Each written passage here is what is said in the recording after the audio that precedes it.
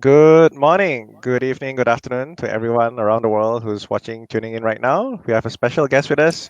Her name is Evelyn Tan. I'll do a quick introduction first.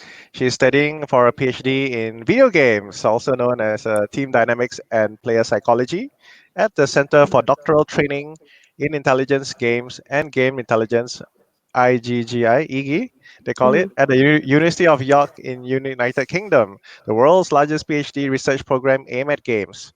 Her research focuses on team dynamics and the processes that lead to effective and cohesive teams, especially teams of strangers in an ad hoc setting. We'll find out more about what she's doing, why she's doing it, and what are her thoughts in this esports and gaming industry. And she's also a recipient of a grant and awards in UK and Canada, which she'll share about shortly. So, good morning to you, Evelyn. Good morning, Alan. Great to speak to you again. Yeah, I wasn't expecting a early morning podcast, but all right, all good. Yeah. So, I understand that you're based in the United Kingdom now, and you're back in Cal. How's it going for you? Yeah, it's been pretty good. Yeah, I'm back in Cal for just for a holiday. Usually I come back around this time of the year to see family, see friends, and catch up with my dog. Yeah. So it's been quite nice coming to an end soon, but it's been really good being back. We got to know a lot Nice. of new people this time Mhm. round. That's good. Yeah. Cool. And you came up in a few articles, and some people said, "Hey, she's not a gamer, etc." They don't really know you. So today we're going to find out more about Evelyn, what she does, and she's actually a gamer, and she's going to share with us some games that she play. So, Cool, cool, can you cool. tell us like what games do you used to play or are currently playing still? So I currently play League of Legends and Dota. I don't play League of Legends so much while I'm here. Somehow I queue in the Southeast Asian server here and like I can't find a game for like 5 minutes. I don't know. It doesn't seem to be very popular here. Uh, but I play Dota with my friends. Usually even in the UK, I play Dota with my Malaysian friends. So I usually play with like 200 ping, and yeah, it's a bit tough, but I'm not very good anyway, so maybe the ping doesn't make much of a difference. I don't know. Um, yeah, so those are the two games that I actively play. Oh, and Splatoon on my Switch, like the a little shooter game. Um, Besides that, like I grew up playing a lot of games. I grew up playing Hmm. Dota before it became Dota 2. Oh I wow! grew up, yeah, yeah, So that long ago. we kind of know your age now. Yeah. Oh, okay. Yeah, so I grew up playing that Dota, and yeah, my friends and I used to go to CC, the CC is cybercafe a together. cybercafe. Hmm. Yeah, after school, and that's actually how I made friends with some of my like good friends that I have now. It was Wow. because we went to the cybercafe together in school, and we wouldn't skip school, we wouldn't bonding, but we would go after school. We usually wouldn't tell our parents because at the time, if you're like quite a young teenager, then your parents wouldn't want you to be going to the cybercafe. Um, yeah. Anyway, bad influence. Don't do that. Um, there was good outcomes out of that. So I think part of why I ended up doing what I'm doing now is because I actually grew up playing games, and have already been exposed. Because obviously games like Dota, League of Legends, these are games that have very steep learning curves. So if you're not already in it, it's very difficult to get into it. Yeah. Nice. And after playing games, etc., you ended up in college and university in Malaysia, or you already went overseas straight away? Um, yeah. So well, I went to university for a bachelor's. Where I did a bachelor's of psychology. That Mm. was in the UK. That was also at the University of York, where I'm currently doing my PhD. And during the bachelor's of psychology, it's not like I knew that I was going to do games or even knew that doing Oh, games as a research area was a thing. It was there that I was exposed to this field of games research through my supervisor at the time, he's actually a neuroscientist and he specializes oh, in visual perception. So he's not a games researcher himself, but there are a lot of techniques that he could carry over from that field onto games. And so he was happy to sort of supervise projects around games research. And so with him, I did this study about looking at how League of Legends engages the brain, specifically these particular brainwaves known as alpha brainwaves, which are the brainwaves that let you know how sort of mentally activated your brain is at the moment. So if you're doing like a very mentally complex task, your alpha brainwaves will be very low, and if you're resting, if you're sleeping, your alpha brainwaves will be very high. So that was just like some really YOLO project to see what games do to your brain. And then it was from then on that I sort of realized, hey, this is kind of cool, and I um, kept digging into it. And then I went to UCL, University College London, in London, to do a master's in organizational psychology, industrial organizational psychology, which for those who don't know, it's psychology in the workplace. And there, I didn't really focus on games either. I kind of focused on games in the workplace. So not traditional games where we use for entertainment, but rather like how games can be used for training, for assessment, and things like that. And that there's some overlap because obviously the games of today are very, very complex. And they require more than just, they're no longer, I guess, no longer Pong. They're no longer just, up, down, left, right. There's a lot of many different cognitive skills that goes into playing games, especially like the kind of games that I grew up playing, like League of Legends and Dota. Those games are so complex because it is real-time strategy, it is reaction time, it is also managing your team. There's so many different skills that come into these games. And so then the light bulb in my head was like, wait, these games use all these skills, but we also need all these skills in the real world. So maybe these games can tell us something about a person's ability to do these particular things. Yeah, so that's kind of one of the things that happened then. And then after that, I ended up doing a PhD, but not straight Nice. away. Right. That was kind of a year later after I finished my master's. Then I did a PhD. So is it safe to say you kind of like stumbled upon this course, etc.? Yeah, I guess you can say it. I feel like most people in the games industry kind of just stumble into it. It seems to be a common theme. Um, yeah, but well, with this particular PhD program, IGGI, the supervisor who supervised me during my undergrad was actually the one who told me about it. And at the time, I was also sort of co-supervised by another PhD student who was also in the same program. And he's done some work on League of Legends and intelligence. And so both of them told me about this program, and they were like, "You should just apply for it straight after your bachelor's." But I was like, "It's a PhD program in computer science, and I'm a Mm, psychologist, and like I don't know how to do any, like I have no technical skill." mm. So I kind of like I knew about this PhD program at the back of my mind, and I only applied 2 years after I knew about it. And actually, one of the reasons why I applied is because I had like FOMO. I definitely so this PhD program had like a sort of had an expiry date because it's a Mm. funded program. So every year, anyone who gets on the program usually gets funding for the program as well, like a scholarship. Oh And it wow. was reaching the end of their recruitment sort of for the entire sort of program. And Mhm. so I didn't know whether they were going to renew the program the next year. And so I was like, I should just better apply for it. And so yeah, that's what I did. And then now I'm here. Yeah. Nice. And how long have you been in the program already? I've been in there for 2 years now, and I've got 2 more years left. It's a doctoral training program, so it's 4 years long as opposed to three. Because the first year is where you get training in a sense of you take modules on game design, game development, and research methods. And then the next 3 years is when you actually do your PhD and writing it up. Yeah. Yeah, you mentioned before that it's really rare for like someone from Malaysia to get a scholarship funded as Mm-hmm. well, by the UK government. Could you Mm-hmm. share along like what was your process? Was it like okay, submit and pray and hope, or how does it work for those who want to go to your line of field or footsteps in the future? Yeah. So yeah, you're right in saying it's in general it's very difficult for international students to get any kind of scholarship from the UK government, from any government that's not your own government, essentially. Um, but this in this particular program, they had sort of baked into the program that they would hire at least one international student, or up to one international student. So every year Mhm. they will consider an international student, but doesn't guarantee that they will take one. So Mm, like yeah, so the year before me didn't have an international student, and 2 years after me, the batch that just came in also doesn't have an international student. So it really right. just kind of depends. Um, In terms of how I actually got in, honestly, I don't know because nobody tells me like what was the criteria, like why did they choose me. But I have asked my supervisor and people who the people who had known me before or who I know now who had interviewed me and stuff. And I think one of the things that they said is that I had established a connection with the researchers there.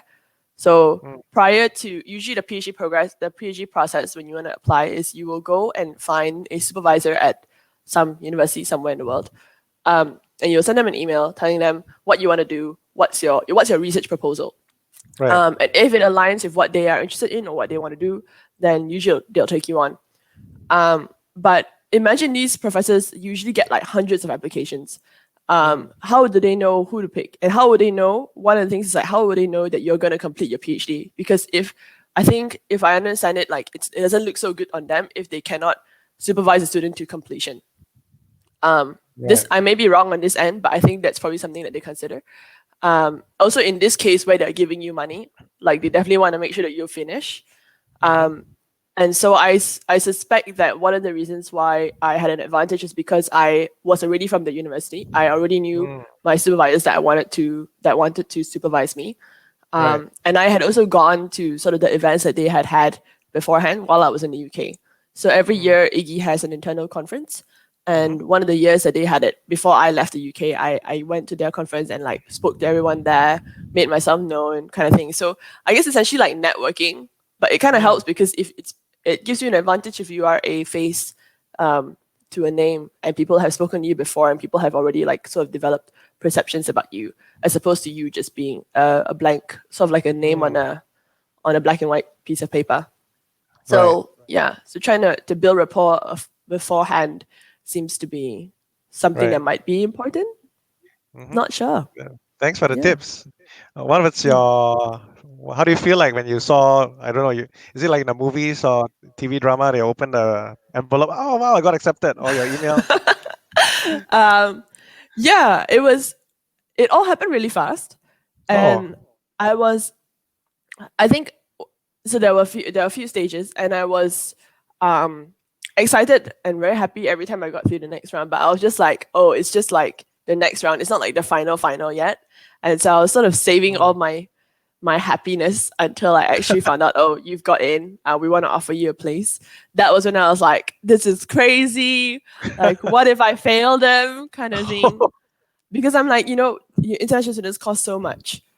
We Mm. cost 5 times more than the EU local grads. And so for them to Wow. hire one of me, they are essentially sacrificing 5 other students that they could also offer. Wow. So that's yeah, so the whole thing is like really crazy. And the thing in the start when I first got it, I was definitely a bit like, I'm not Mm. sure if I can take this kind of pressure. But then my supervisors have both been really good in saying that, you know what, Mm. it's not your problem. Like the money is already there. Like don't worry about it because you're gonna get paid regardless. It's not a performance based environment. Not like in the workplace where like you have KPIs and you have commission. This is not like that. Yeah.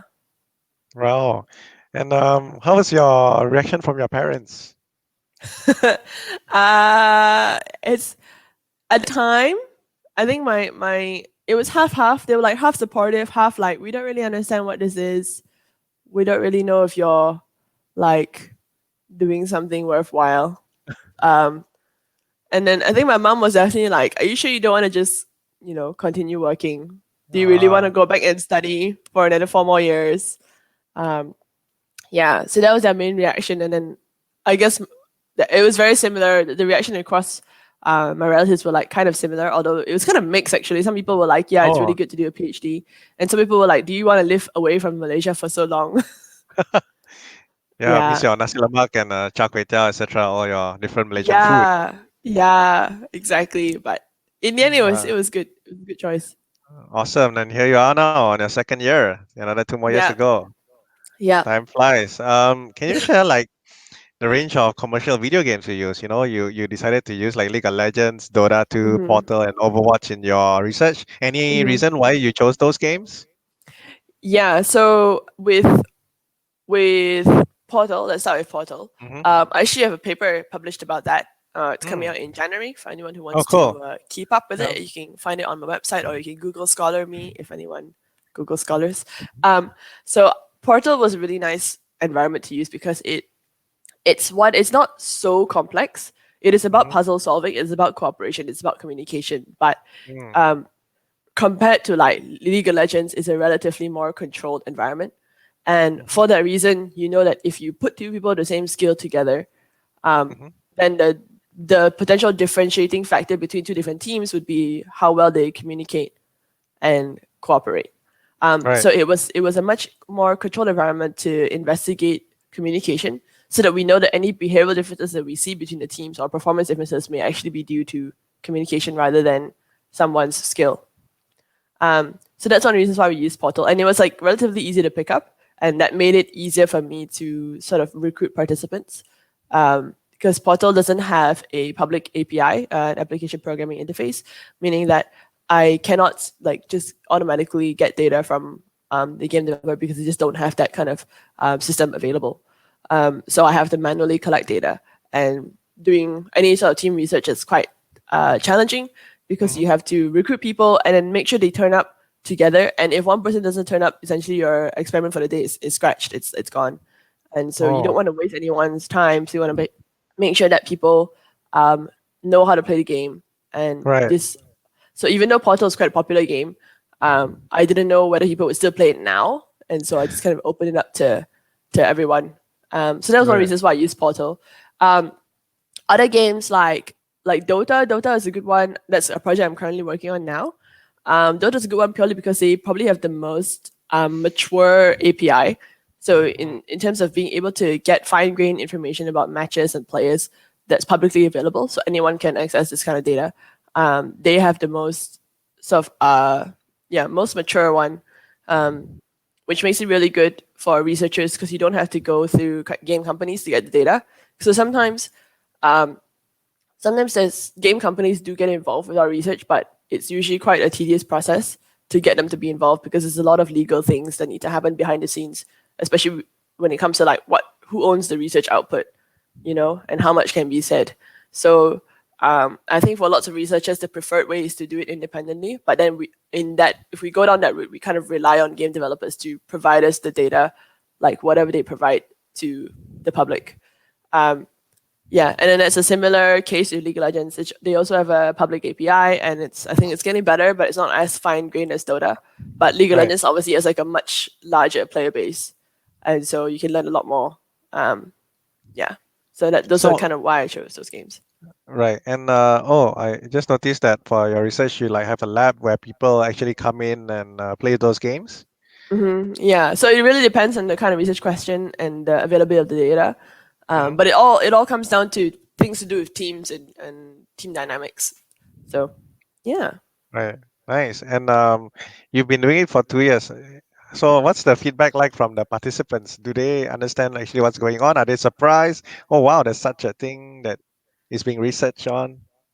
Yeah, usually they're a little surprised that the experiment just requires them to play an actual video game. Because a lot of these participants sometimes they come in thinking, oh, it'll be a game, but it won't be like a commercial game. It'll be a game that's developed by some researchers, so it'll be like a game, but not really a Oh, game. And so right. then it might not be very fun. But then when you use these commercial games, you know that they're gonna be fun. And so for a lot of my participants, even if the experiment is like 1 hour, to them they feel it's like 20 minutes or 10 minutes. Mm, Like it flies by, which is really nice because one of the main concerns that we have as researchers sometimes is like how long can we keep their attention and keep them engaged? Because sometimes experiments can be very boring. So with right. games, that doesn't seem to be a problem. Yeah. Right. And in your research, a lot of people are actually inspired because apparently it's going to have a potential positive impact on in real life, like Mhm. firefighters, etc. Could you share more about that? Yeah. Um, so this probably applies more to the games like League of Legends and Dota, Mm-hmm. where they are very action oriented, and everything happens very fast. And so, oh my, I think my video just cut. No, okay, it didn't. Still here. Sorry. Yeah, Yeah. for those of you who are new to esports or gaming, League of Legends and Dota is a 5 versus 5 player game, Mm. MOBA, multi online battle arena type of game. Yeah, sorry, go ahead, Evelyn. Okay. Yeah. Yeah. And so those games actually, there's a paper by this guy called Joshua Eaton at Rensselaer University in New York, and he's a military veteran in the U.S. and he's been doing research on the same pretty much the same area as me, and he's kind of shown the similarities between these combat teams and teams in League of Legends, and saying so essentially these games would help or they could potentially help. We don't know. It's really important to know that the reason why we're doing this research now is because we don't actually know whether it will help, but we think it will because in Right. theory, the Mm-hmm. demands of the game and the demands of the environment are very similar. Mm, So both require like high situation awareness. So everyone needs to know what's going on. Everyone needs to communicate like what's happening in their position, what's happening on maybe an enemy has used their ability because in Dota and League of Legends it's very important to time your attacks around an enemy's mhm, cooldown. Yeah, and so these are all even though the terms are different, like someone's cooling down, someone's has used their flash or something, but the underlying skill is still the same. So like you still need mm, as a team to maintain situation awareness. You still need as a team to be able to communicate, to acknowledge that someone has said something, and to show that you're going somewhere and someone else is going to follow you, kind of thing. And in the firefighting world, for example, mhm, there's this other paper in 2011 where they looked at firefighters and they trained them on a video game that looks nothing like the firefighting scenario, but like I said, has very similar demands. And they found that like when firefighting teams were trained on this game, and this game specifically focused on coordination and communication, it was trying to teach the firefighters how to communicate more efficiently. So not to just simply say stuff or say a lot of stuff, but to like say what is relevant when at the right time. Um, and they found that when the teams were trained on this game, they were reportedly like performing better by their chief firefighter, who was like, yeah, they're much more efficient in their communication. They don't have so much like noise or things that are not immediately relevant to the situation. And so these few papers kind of highlight that there is some similarity between the game environment, specifically with mobile games and multiplayer online battle arena games, and mhm, these real world teams, specifically teams like firefighting teams, and that potentially looking at games could be a much cheaper way to understand how to improve the teamwork in these other teams in the real world, where training and research is a lot more expensive. But mm. the consequences that those teams face are a lot worse. Like they can literally Right. die. Oh wow. So games is a potentially like good solution because there are like millions of players, like Right. millions and millions. So you're not so anything that you find in the game setting is considering that you've controlled for most things or you've accounted for other factors that could influence some event happening. Um, the fact that the sample size is so big kind of shows that at least that's not a problem because a lot of research and especially a lot of team research, Mhm, sample size is a huge problem. Like usually you do like 30 teams, 20 teams, but okay, mhm. 20 teams to 20 teams, like how much of an effect can you actually see when you're looking at so little teams? Yeah. Nice. And what's the feedback you've gotten in the market so far from? Okay, let's break into two parts. From Okay. non-esports gaming people, the Joe on the street, and from the esports and gaming people. Maybe we start from the non-esports people first. Like, what's the reaction? I'm sure there's some funny moments for sure, or some funny comments. Reaction to what I'm doing. Yeah, yeah. Um, so it's usually along the lines of like I didn't know something like this exists. Mm. Then the other thing is like, can you help my child stop playing video games? Yeah. Okay. So it's people kind of expect that because I do games research, even though Mm, uh full disclaimer, like PhDs are very specific. You're only mm, researching like a tiny, tiny, tiny part of something much bigger. mm. Um but if I'm the only games researcher someone has ever met, they assume that I do everything. Oh. Um which I don't. So actually I don't know very much, or I don't really. I'm aware of the research that's going on around like gaming and mental well-being, mental health, and gaming and sort of problem behaviors like addiction or social behaviors, stuff like that. But it's not an area of specialty for me, so it's not something like I always keep up with. And so when people always ask me these questions, I'm like, I'm really sorry, but I cannot advise because I Right, just right, don't do the research. Like that's not my area. But that seems to be the most common thing that people come up with. right. Um, and then the other one is like, Are you wasting your time, like, you know, sort of why are you doing this for video gamers kind of thing? So that's like the usual, average Joe on the street kind of responses. Um, yeah, and then with the what was the other one? What was For the other? people for who are in the esports and gaming world already. Well, I feel like you would know that, Alan, because you've been like, sharing my story everywhere. Yeah, it's been really encouraging. A lot of people find it very valuable. Hmm. They find it very interesting, very valuable, very potentially impactful, and like I think a lot of people in the gaming industry can immediately see the crossovers between what I'm doing versus how it can be applied in the games. And there are many outside of games, sorry, and there are many like I think that there are many different potential avenues of application for what I'm Hmm. doing.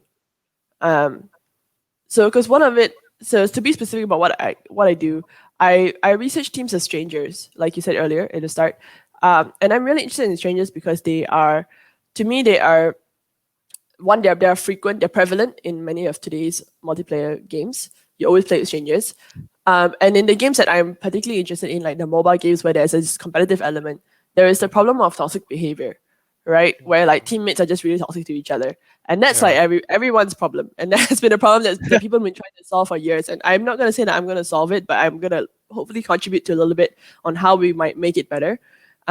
And the approach I'm taking is like, how can we get teams of strangers to work better together?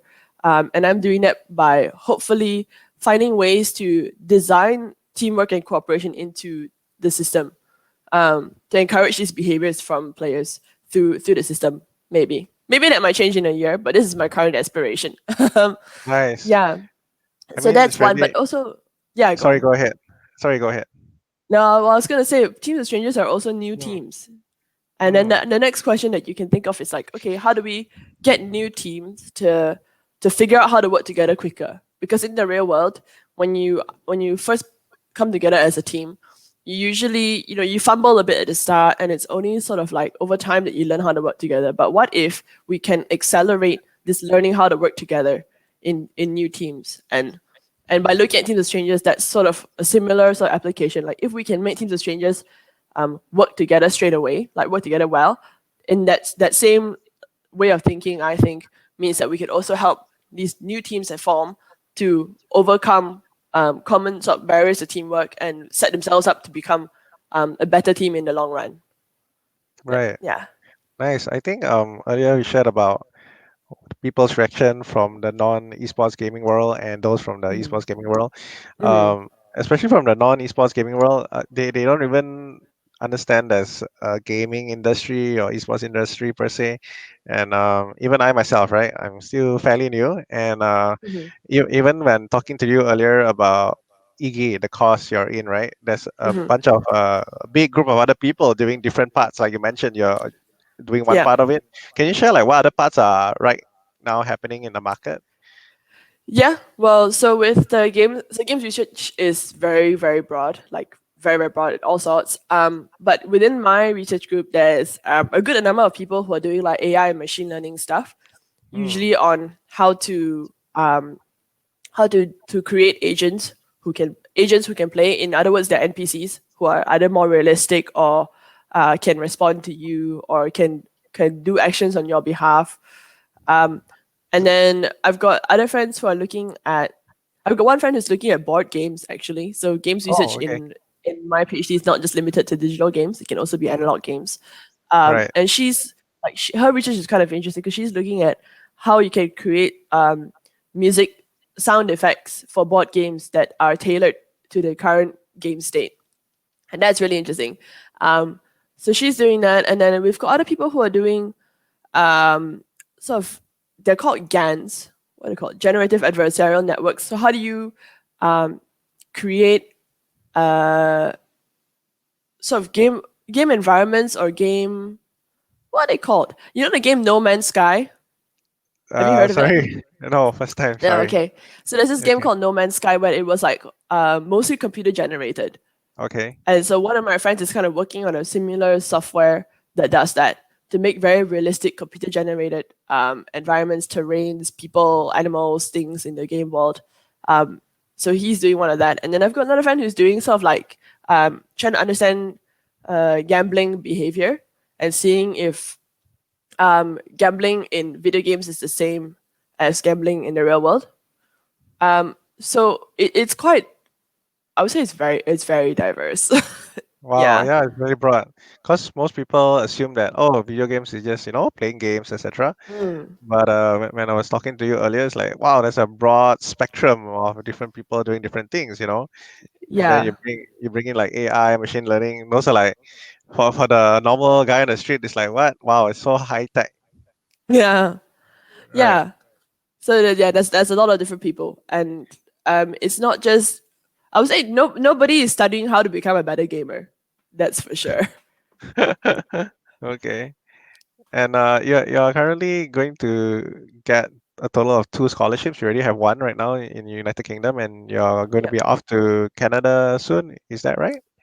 Yeah. Fingers crossed. Nice. I don't know. We're kind of looking at the world Okay. situation. But Right, yeah. right. Can you share more about that program that you are going to be based in some part of Waterloo, right?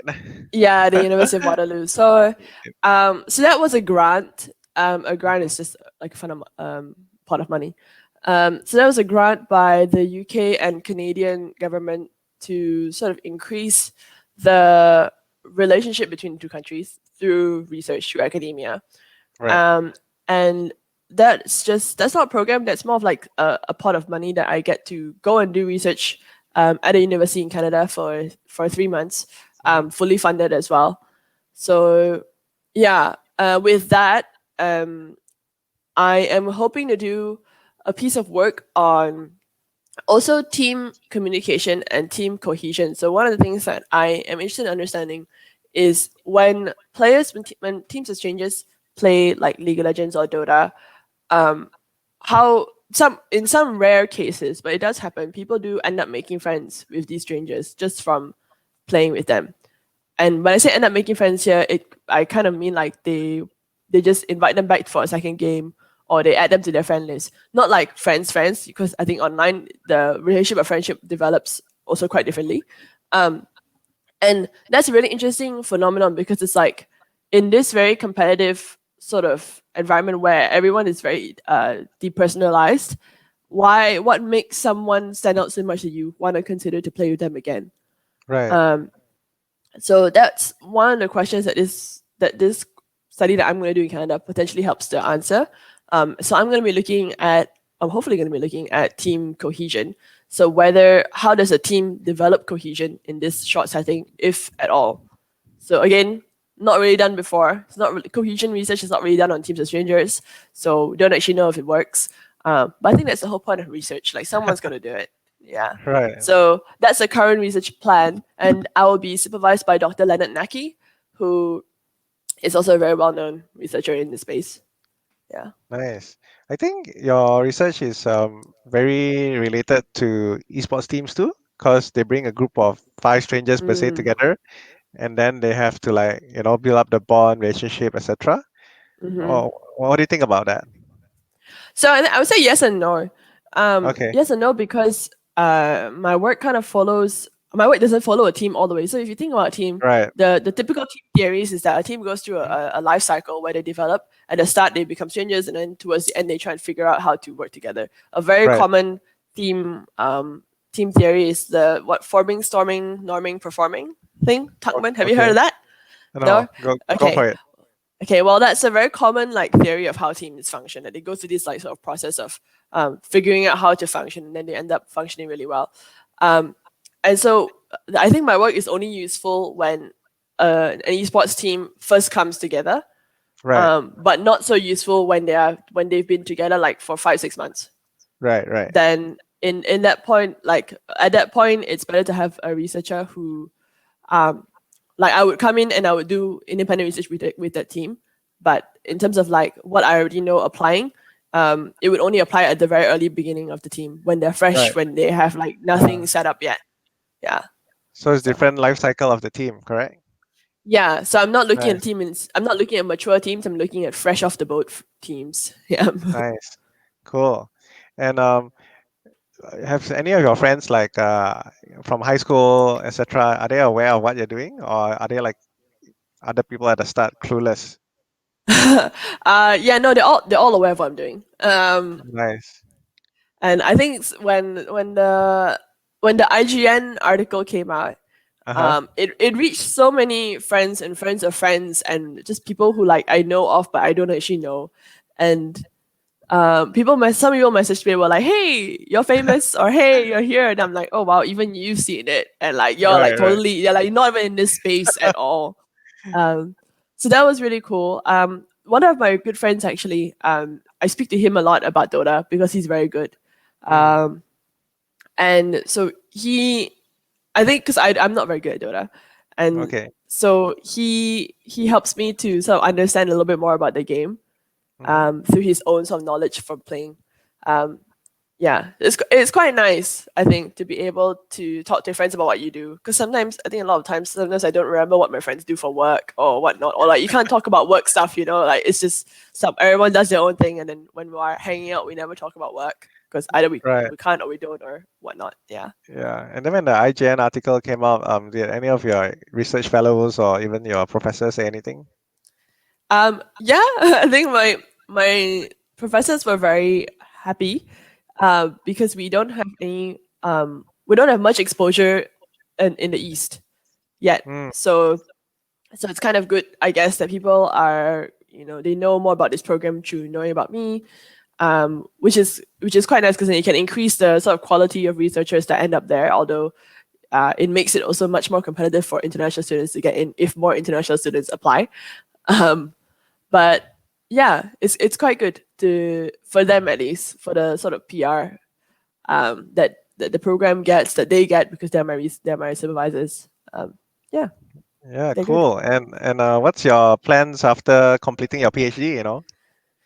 Are Oh, you going for that's a yeah. difficult question. That's a question my grandmother asks me every time I see her. Oh, I'm not your grandmother or grandfather, don't worry. But like, are you going a long holiday, etc., or are you gonna like boom, jump in straight to work? Well, I don't know actually. Okay, all Don't right, know. cool. We'll see. Yeah. Wherever the wind takes me, I think that's kind of how it's been in the last few years anyway. Like I didn't quite plan this PhD to happen. It kind of happened. The opportunity came, and then I applied, and I was already in a job at the time, so I decided to leave that. Um, yeah, not sure, but if somebody wants Okay. to hire me, let Ah, me okay. know. There you go. I'm open to work in 2 years time. Okay. There's a open to work message out there to Yeah, potential employers looking in. And yeah. you mentioned previously when we chatted, you have some like aspirations or dreams for Mhm. educational system in Malaysia for video games. Is there something you like to share now, or high level overview on whoever is listening in who can potentially help you in your dream as well? Yeah, so one of the things I want to do is to try and give other people the opportunity that I have. In Hmm. terms of I suspect there are lots of aspiring researchers or people who want to get into research, who want to do a PhD or a master's in this area, in this space of games research of any kind. But one of the big problems that I have noticed is that obviously funding cost is very expensive. And if you want to go overseas to like the UK or Europe or even the US, it's crazy expensive. Hmm. And that could deter a lot of people from even wanting to apply. Um, and so I'm hoping that maybe one day I could um, try and start a scholars program or a funding pot of some kind to support um, other researchers from this region to go and get that international education um, that I have in the UK or Hmm. Europe, and then come back and contribute to the economy or contribute to the games industry locally. Yeah. Nice. So whoever is tuning in right now and listening to this podcast, that's Evelyn's message for you out there. If you're open and interested to help, please reach out to her on it. I think it's something very noble you're doing, giving back to the next generation at such a young age, if I may say. Thanks.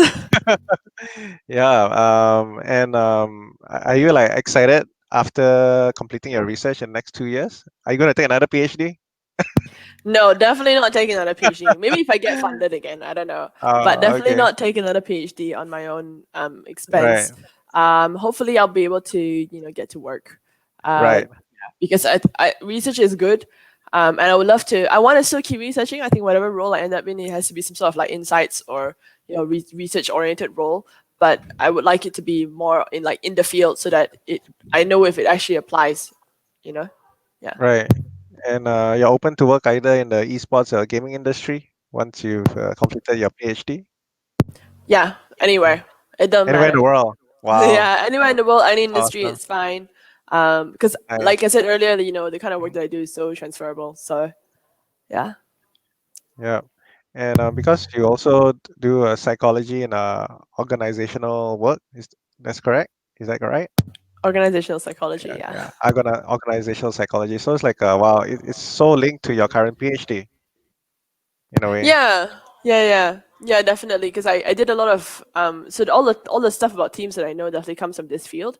Some people could argue that it would be better if you were in sports psychology, um, but I think the underlying theory is all very similar. So Yeah. Do you get a lot of HR people coming up to you? not so much. Not now anyway. Okay. Right. And w- once you've completed your PhD, do you foresee like other researchers like realizing that, oh wow, what Evelyn did was really great, and then they're going to expand on it and potentially do in parallel another research even deeper Well, or what? I don't know. you'd hope so. That's the yeah. You would hope so. Yeah, Um, because a lot of people say that even in the esports or gaming industry, we are just like scratching the surface. I mean, like it's not even 100 years old. It's still very fresh, very new, and especially during this pandemic that's happening right now, in the year 2020, even video games and esports has been like going up tremendously. In the number of views and people playing games. And who knows? Maybe next time there might be a research on that, right? I don't know. Yeah, it's I so mean, it's new. probably happening now. Oh, okay, okay. Yeah, I mean, like, It's probably mhm, happening now. Yeah. yeah. And so the reason why you choose mobile games for your research is because of the APIs and your personal interests. Yes, yeah. The other aspect is of course personal interest. Because as like I said earlier, I used to play all these games growing up, and one of the things I would be like, so I'd be so confused as to like why aren't people trying to work together? Why are they so quick to scold, to get angry, to swear at each other? And I was like, that's so counterproductive. It doesn't make sense. In the real world, you never do that. And like it doesn't make sense to me because it's like the only sort of criteria for getting more MMR or getting more points is to win, literally to win the game. And to do that, you have to work as a team. And Hmm. so how does scolding your teammate or bringing them down or telling them to go and DC and just leave the game, how does that like motivate them to want to be cooperative, and obviously if you then ask someone to leave the game and they do leave the game, then you're in a disadvantage already, and like, it's just a numbers game, 4 versus 5, you lose. So it's all these very counterproductive behaviors in teams. To me that makes it a very interesting environment because it's very obvious that the final outcome, if is the team that works better together is just the team that will win.